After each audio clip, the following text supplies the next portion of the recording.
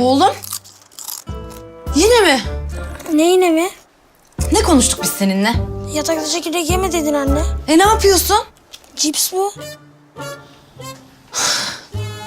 Kalk hadi kalk. Cips de mi yasak? Hadi. Çocuk aynı çocuk. Neyse ki sinirinizi çekip alan süpürge yeni. Emiş gücü yüksek, hijyenik toz torbalı. Unutmayın, tüm çocuklar az çok aynıdır. Ama yeni Profilo süpürge diğer süpürgelerden çok farklıdır. Profilo, dayanıklı ev aletleri.